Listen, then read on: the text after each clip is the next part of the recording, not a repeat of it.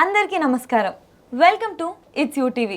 ప్రస్తుతం మనతో పాటు ఉన్నారు ప్రముఖ ఆధ్యాత్మికవేత్త ప్రొఫెసర్ డాక్టర్ ముల్లపూడి సత్యనారాయణ మూర్తి గారు. గురుగారితో మాట్లాడి మరిన్ని విషయాలు తెలుసుకునే ప్రయత్నం చేద్దాం. అంతకంటే ముందు ఇటువంటి ఆధ్యాత్మికపరమైన వీడియోస్ కోసం ఇప్పుడే మన ఛానల్ని సబ్స్క్రైబ్ చేసుకోండి. నమస్కారం గురుగారు. నమస్కారం మా దాక్షాయిని. గురుగారు, మంగళవారం పుట్టిన వారి గుణగణాలు ఎలా ఉంటాయి? వాళ్ళపైన కుజగ్రహం యొక్క ప్రభావం ఏ విధంగా ఉంటుంది? దాక్షాయిని, నువ్వు ఎంత తెలివైన దాని వైపు చూసావు. మంగళవారానికి అధిపతి కుజుడని చెప్పేసావు నీకు తెలియకుండానే నువ్వు. వండర్ఫుల్. సో మంగళవారానికి అధిపతి కుజుడు.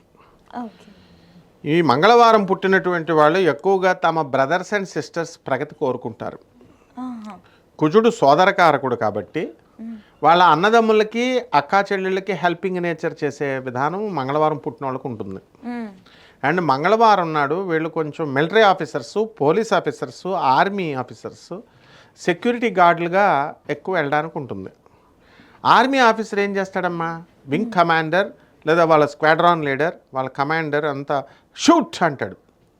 వీళ్ళు ఇంకా అవతలాడు ఎవడున్నాడు అని చూడ్డు, షూట్ చేసేయడమే. అంటే బుర్రతో ఆలోచించే పని అవసరం లేదు. అందుకే మనం ఎప్పుడైనా సరే మంగళవారంతో పుట్టిన వాళ్ళతో మనం ఫైటింగ్ పెట్టుకోకూడదు. ఎందుకంటే ఎయిర్ ఫోర్స్ బేగంపేటలో మహేష్ శర్మ సార్ అని ఒక వింగ్ కమాండర్ ఉండేవారు. ఆ సార్ని కలవడానికని నేను వెళ్ళాను. Air force station Begumpet, air force station Hakimpet, air force station Dundigal, ఈ ఎయిర్ ఫోర్స్ స్టేషన్స్ ఎక్కడున్నా సరే ఆర్మీ చాలా స్ట్రిక్ట్ ఉంటుంది.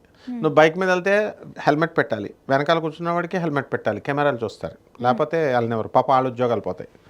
అన్నీ అడుగుతారు. నన్ను లోనకి వెళ్ళమన్నారు, నేను ఇంకోటిని తీసుకెళ్ళాను, వాడిని కూడా వదలంటే వాడు వదలనన్నాడు.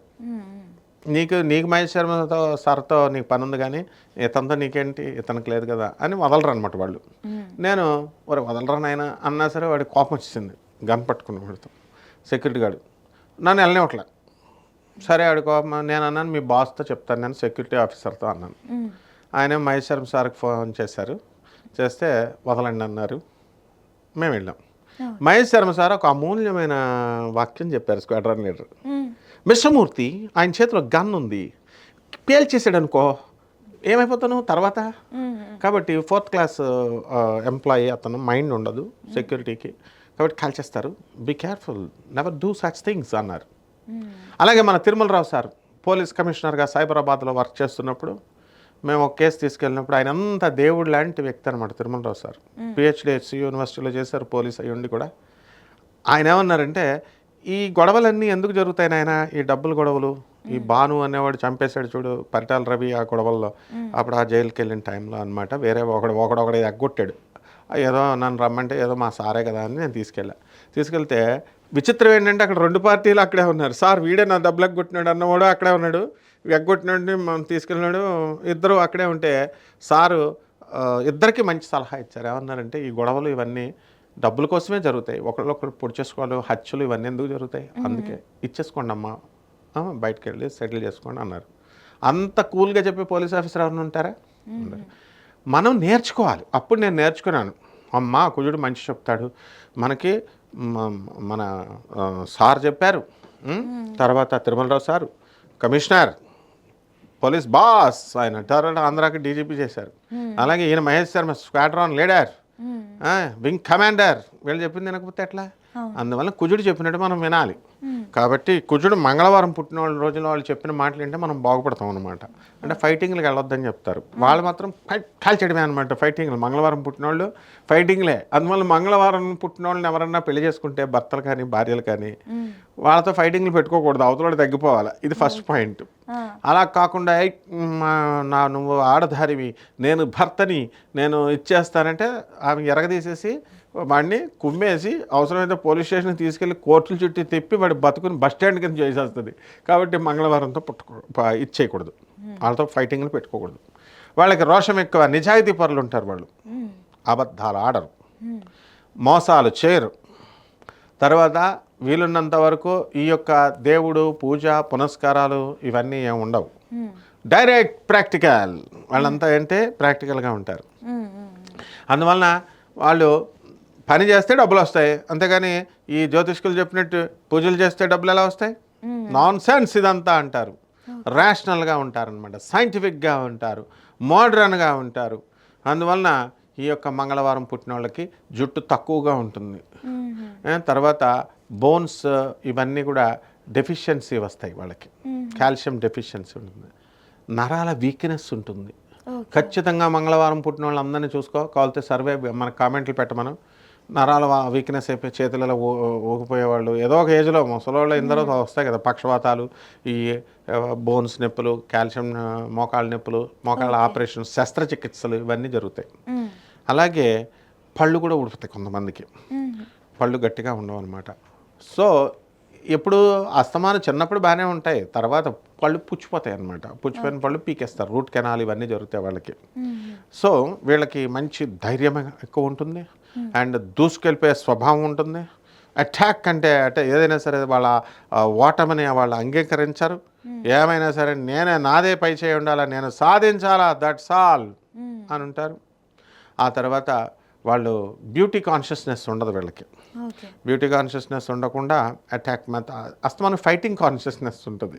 అంతసేపు కూడా ఫైట్ చేయాలా, యుద్ధం చేయాలా, సాధించుకోవాలా అని ఉంటుంది అనమాట. అందుకే వీళ్ళని మంగళవారం పుట్టిన వాళ్ళకి కోపం ఎక్కువ, కోపిష్టులు అని అంటారు. కోపిష్టులు అంటే ఊరికనే కోపం కాదు, కోపిష్టులు అంటే వీళ్ళు పట్టుదలగా ఇదవుతారు.